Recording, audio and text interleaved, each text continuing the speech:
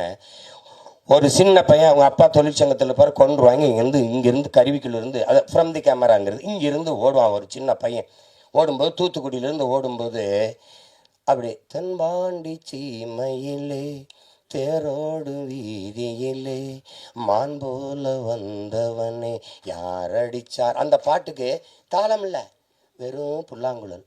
தாரதாரி அப்படியே போய் பொழுது அடைஞ்சிரும். பொழுது விடியும் மும்பையில் படுத்து கிடப்பான். இது இது இதையெல்லாம் எங்கள் அப்பாட்ட சொன்ன வச்சுக்க, டே நீ எதையுமே மறக்க மாட்டேங்கிறாயிடா. அது இல்லைப்பா, மறக்கிறதுக்கா பார்க்குறது. இது ஒரு இது இசையே இல்லை. அண்ணன் கமலஹாசன் வந்து இந்த பிள்ளைகள்லாம் அப்படி ஒரு கொசு வலைக்கு கீழே படுத்துருக்கும்போது அப்படி தென்பாண்டி சீமையில தேரோடு வீதியில அது அண்ணன் குரலில் வரும். அந்த கமல் அண்ணன் பாடும்போது அதுக்கு தாளம் போட்டிருப்பாப்புல, நல்ல தாளம் தபேலாலாம் வாய்ச்சி போவாப்புல. இது அப்பப்போ வரும்போதெல்லாம் தபேலா போயிட்டே இருக்கும். கடைசி எங்கள் அண்ணன் செத்துருவாப்புல, சுற்றுருவான். அந்தவன் செத்து இப்படி விழுந்த உடனே அந்த கோட்டை சரிஞ்சிருச்சு, அந்த பேரரசு இடிஞ்சிருச்சு, அழிஞ்சிருச்சு. பட் தென்பாண்டி சீமையிலே டங் முரசு அதிருது. இந்த உலகத்தில் இப்படி ஒரு இசையம்பாலை காட்டுறா, உலகத்தில் இப்படி ஒரு இசையம்பாலை. அவர் ஒரு திரைக்கதை, இன்னும் ஒரு திரைக்கதை எழுதுறான், வசனம் எழுதுறான். அவர் தனியாக உட்காந்து ஒன்று எழுதிட்டு இருப்பாப்புல. இப்போ நான் சொல்கிறது உங்களுக்கு இதை மணிரத்னம் ஐயா வந்து சொல்லி வாங்கியிருப்பாருன்னு நினைக்கிறீங்களா? இந்த இடத்துல தபேலா போடுங்க, இந்த இடத்துல வெறும் புல்லாங்குழல்லே போங்க. அங்கே வந்து அவர் இறந்துட்டார், அவ்வளோதான். கோட்டையே சரிஞ்சு விழுந்துருச்சு. அப்போ முரசு அதிர்தான். தென்பாண்டி சீமையிலே டங் தேரோடு வீதியிலே டங். இந்த மாதிரி இங்கே போய் பாருங்க. அவர் சொல்கிறதுக்கு என்ன இருக்கு, எத்தனாயிரம் பாட்டு ஒவ்வொன்றும் அப்படித்தான். இதுதான் எங்கள் இளையராஜா. அதனால தான் இசை இறைவன், இசையை அருள்வார். இன்றைக்கெல்லாம் ஒரு என்ன நடக்குது, பாட்டுக்கு மெட்டம் வச்சுக்கிட்டு இருக்கோம். அது ஆங்கிலத்தில் கம்போசிங். 4 மாதம் 3 மாதம் 6 மாதம் அது வந்து வரும்போது வரும்.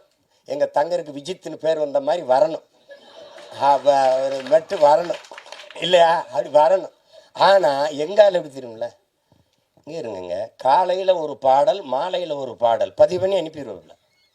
இப்போ சின்ன தம்பி பாடல்லாம் எவ்வளோ புகழ் பெற்ற வெற்றி பாட்டு, எவ்வளோ நேரத்தில் இசையமைச்சிரு மெட்ட அமைச்சிருப்பாருன்னு நினைக்கிறீங்க? அரை மணி நேரம் தான், அரை மணி நேரம் தான். அடுத்தாலாம் சொல்கிறதுக்கு இல்லை, நான் தான் இருந்திருக்கேன். நான் எங்கள் அப்பா மணிவண்ணனுடைய இணை இயக்குனர், அவர்கிட்ட பெட்டி வச்சுக்கிட்டு நின்றுட்டு இருந்தேன் நான். அவர் நின்றுக்கிட்டே இருந்தேன், அவர் கண்டுக்கலை. தம்பி அந்த இடத்துல இந்த பாட்டு ஒன்று பாடி காட்டி இல்லைடா, அது எப்படி வரும்னு சொல்கிறா, அது சொல்கிறா ஐயாட்டா அப்படின்னு. அது இன்னும் இவனை பாட சொல்கிறாரு, நான் பெட்டியோட நிற்கிறேன். நாங்கள் 2 பேரும் தான் போயிருக்கேன். அவரை சொல்கிற என்னது யார், என்னோட எங்கள் அப்பா சொல்கிறார் அசோசியேட் டைரக்டர். நான் ப்ரொடக்ஷன் மேனேஜர் நினச்சேன். அப்படியா, சரி பெட்டி உட்கார் பாடு கேட்டு. நான் ஒரு பாட்டு பாடுறேன், கண்ணில் ஏதோ மின்னல் அடிச்சு. அது எப்படி அந்த இடத்துக்கு சரியாக வரும்? நான் ஒன்று போடுறேன், நான் போடுறேன். இந்த பாருங்க, நீங்கள்லாம் நம்புங்க. என் குலதெய்வம் வீரகாமாகாளி ஆணையாக சொல்கிறேங்க, சத்தியமாக இந்த பாருங்க, இப்படி போடுறாப்புலுங்க, இப்படி போடுறாப்புல. இவ்வளோதாங்க. இந்த கை இங்கே போயிருக்கு, கை இப்படி அமுக்காது. மயில் இறகால வருடுன்னு அப்படி இருக்கும், அப்படி மெதுவாக அப்படி வருடுவாப்புங்க. அந்த கட்டையை விரலை வச்சு கொஞ்சம் இப்படி வந்துட்டு, சங்கிலிய போட்டோம் தங்க கிளிக்கு சங்கிலி தான் போடணுமே. இந்த படத்தில் பூராமே அவர் தான் எழுதியிருக்காரு, பாட்டு பூரா எழுதியிருக்க முடியாது, அப்படியே பாடியிருப்பார். சரிதானே சிவபிராஜ்? அப்படியே பாடுவாருங்க.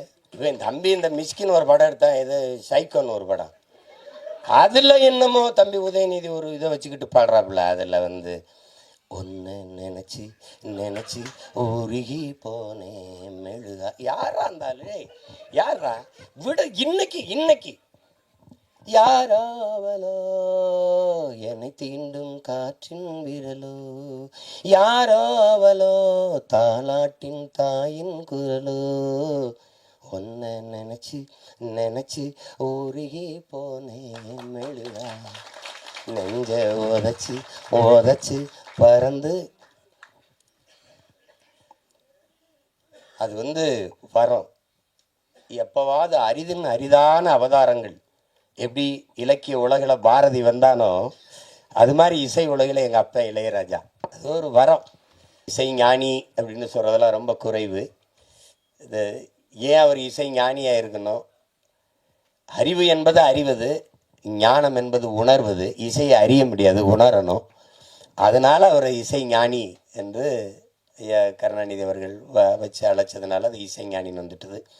அதையும் தாண்டி அவரை சொல்லணும்னா அவர் இசை இறைவன். இசை அமைப்பது இசையமைப்பாளர், இசையை அருளுவது.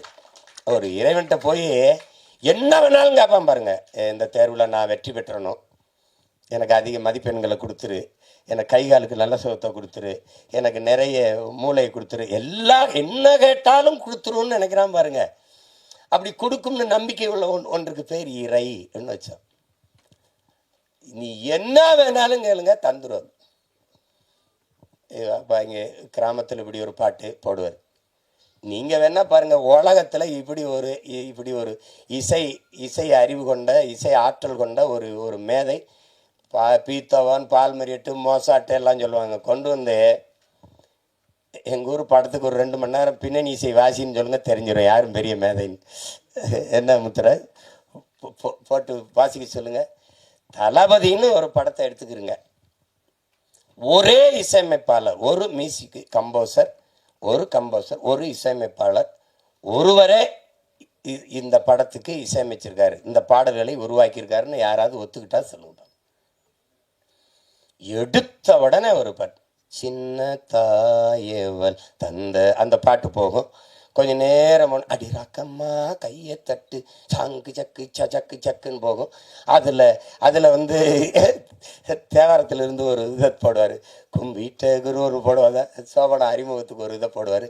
திருப்பி காட்டுக்குயில் மனசுக்குள்ளே பாட்டுக்குன்னு ஒன்று போகும். தின்னு சுந்தரி கண்ணால் ஒன்று போ, யமுனையாற்றிலே ஈர காற்றிலே, குடியா பீத்தவான் வா, மோசாட்டு வா, பால் மறிட்டு வா, போடுற அப்படி 7 பாட்டு போட்டு விடாப்பா, சேதறிடுவான்.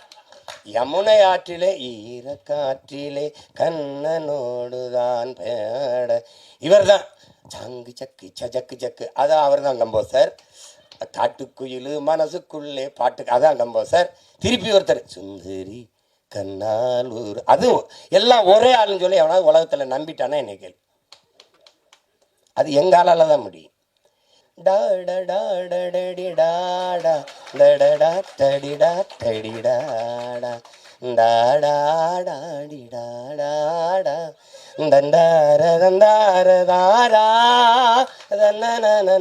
அந்த தன்னனாலதான் இளையராஜா.